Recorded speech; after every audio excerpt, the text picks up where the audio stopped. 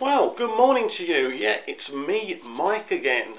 And today I want to talk about Smallville, but more important of all, I want to talk about Lex Luthor on Smallville.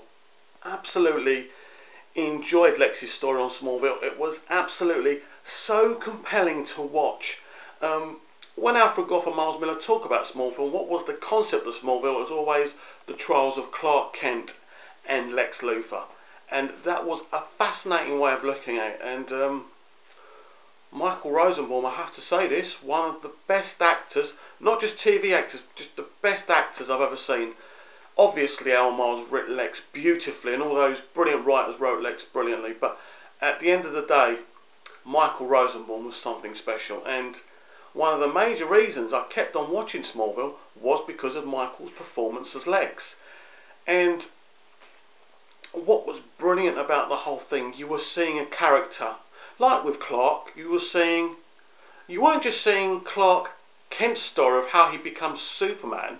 You see the story of Lex Luthor and how he comes from this rich guy to this young rich guy to this megalomaniac, this insane megalomaniac. And it's a great journey, and there's key moments within that journey which are amazing as well. That's the genius of what our Miles did. So, I mean, we could take it back to the pilot. One of the best things he says in the pilot, and we all love it, do you believe a man can fly? That's what he says to Clark. And that's brilliant. Now, at first, I think people were saying, well, why is he saying that? Is it just a clever way of just doing, because this is Superman? I think, no. And then obviously Clark responds, because Clark can't fly, obviously. Bone of contention, Clark doesn't really fly within the 10 years of Smallville. I mean, now and again, but they get outs for that. But yeah, going back to Lex, so Clark goes, yeah, in the plane, and Lex goes, I'm not talking about that. And Clark goes, well, people can't fly, Lex. He goes, I did. When I was unconscious, I flew over Smallville, and all of that. And he goes, for the first time in my life, everything wasn't a dead end, and something like that. I can't remember exactly, even though I've seen the pilot umpteen times. And it's a really compelling. It's not just what Al Miles wrote on the paper. It's the way Michael Rosenbaum delivered it, and that was the magic of Rosenbaum. I mean, if you follow him on Twitter or you've seen his interviews, the guy's a joker. He likes a joke. He's a big laugh. He talks about nothing like Lex, obviously, because he's an actor. But the performance, he reminds me of a kid that I used to go to school with. He would make you muck about, joke with him, and he would always get A+, while your marks would suffer because you were chatting to him. But he just seemed the kind of guy that just turned up to work and could deliver it all, and now a scene, and now his character, just like that. And I just lived for watching his scenes. He made every scene so much better, and I mean, who can forget his scenes with John Glover, aka Lionel Luthor, who was another fantastically written and performed character. This was the magic of Smallville. The Luthors were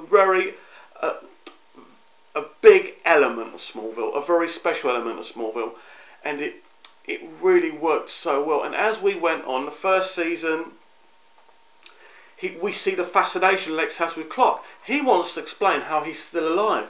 He doesn't believe that Clark just jumped in and fished him out. He gets the crash investigated, and he discovers that someone must have ripped open the roof. And he asks Clark about this. Luckily for Clark, there's an episode when he's lost his powers. So he goes to Clark, why don't you hit me with this hammer? And of course he doesn't. And then when Clark gets beaten up by that Superboy, if I remember rightly, it was, I think it was not Aaron Ashmore's brother, wasn't it? Because he swapped powers with Clark or something. Remember, with the meteor, rock and the lightning.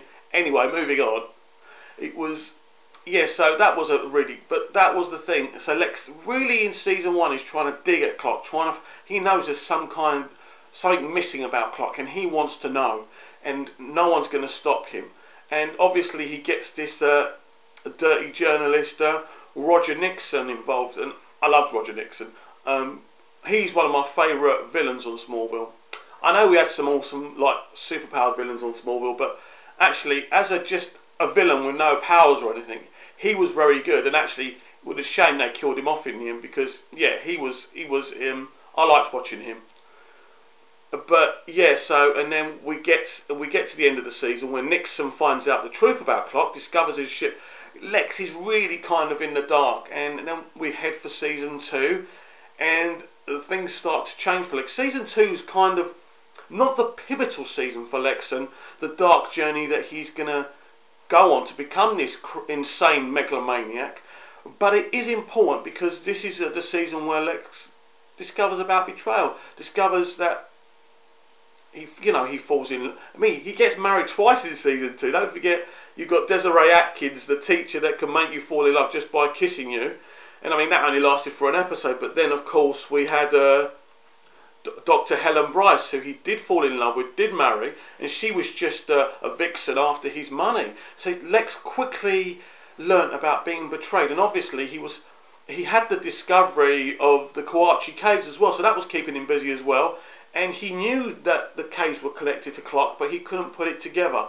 And that was a brilliant. I think one of the key seasons, well, probably the key season for Lex, was season 3. That's when Lex was put through the ringer. That's when he discovers that Lionel murdered his grandparents. And that's when he tried to bring Lionel to task about it. And then Lionel gave him drove him insane, put him in an asylum, and gave him that electro shock therapy to make him lose his memories. And of course, the classic line from Lionel, hit him again until he forgets. And I mean, if you see that, I mean, two of the best episodes in Smallville history are Asylum and Shattered. I think Shattered's the first one, Asylum's the next. 2 back-to-back episodes. Even if you're not a Smallville fan, you should really watch those episodes because the guy should have won an Emmy. And I mean, obviously, the guys at the Emmy are very snobby.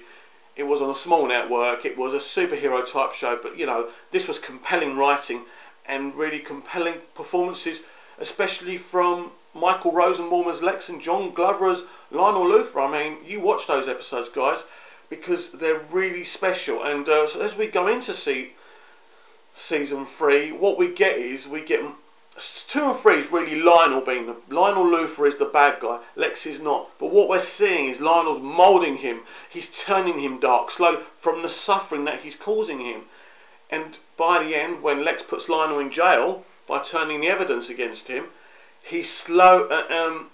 Lionel makes the ultimate decision from his prison bars to poison Lex, to kill Chloe, to explode Chloe's safe house, which obviously doesn't kill Chloe off, but I mean, really, Chloe should have died in that aspect. We'll talk about that another time because that's another bone of contention. I believe that Chloe lasted for too long. Anyway, we'll talk about that another time. We're talking Lex. Really, it's the first time we saw any sign of the Lex Luthor that we've seen in the comics in live action. Michael had his head totally shaved, for real. There was no bald caps until the very final season when he came back.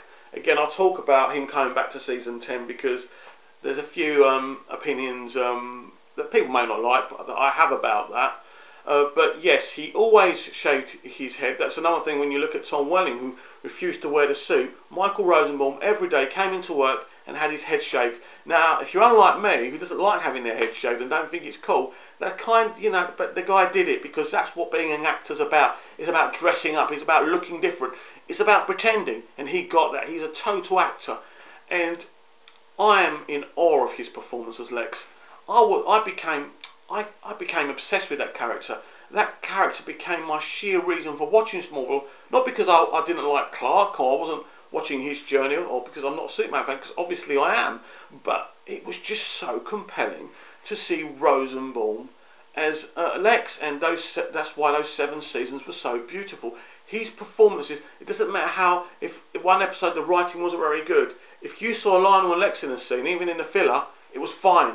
You could live with that because he was just such a special actor, such a great character developed by Al Miles, and it's really one of the reasons why Lex Luthor is so popular now. I'm disappointed that Michael's not going to be in Man of Steel as Lex because I thought that would have been awesome. It wouldn't have had to be in the history of Smallville, but he could still play him. That would have made me so excited, because that's one thing I think they could have brought from Smallville, which is perfection. You can knock down anything from Smallville. You can say they should have done this, they should have done that, but actually, Michael as Lex was pure perfection on Smallville. Now don't forget, you can follow me on Facebook, I'm Mick Meanus. You can follow me on Twitter, I'm Geektastic555. Check out my Facebook groups. I've got Soap Talk, Superman is the Greatest, Smallville Mad, Doctor Who is Forever, and Mickey's World. So check it out.